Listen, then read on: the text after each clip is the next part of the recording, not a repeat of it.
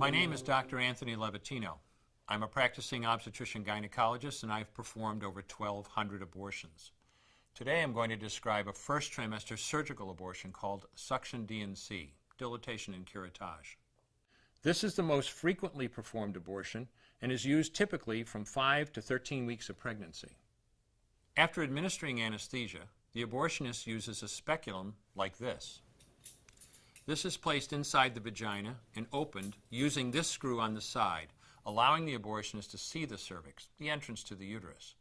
The cervix acts as a gate that stays closed for the duration of pregnancy, protecting the baby until it is ready for birth.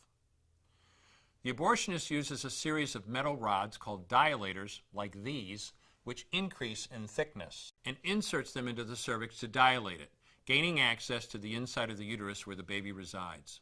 The baby has a heartbeat, fingers, toes, arms, and legs, but its bones are still weak and fragile. The abortionist takes a suction catheter like this one.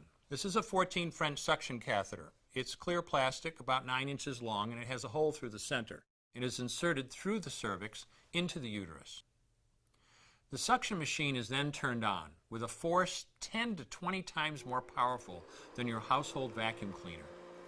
The baby is rapidly torn apart by the force of the suction and squeezed through this tubing down into the suction machine, followed by the placenta. Though the uterus is mostly emptied at this point, one of the risks of a suction D&C is incomplete abortion, essentially pieces of the baby or placenta left behind. This can lead to infection or bleeding. In an attempt to prevent this, the abortionist uses a curette to scrape the lining of the uterus. A curette is basically a long-handled curved blade. Once the uterus is empty, the speculum is removed and the abortion is complete.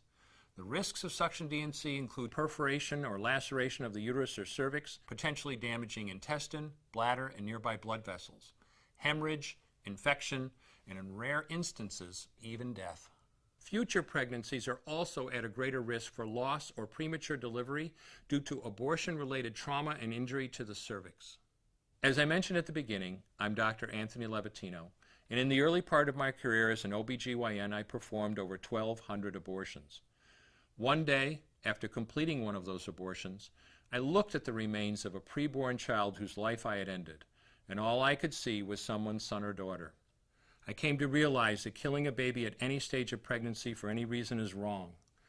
I want you to know today, no matter where you're at or what you've done, you can change. Make a decision today to protect the preborn. Thank you for your time. I will no longer do any more abortions.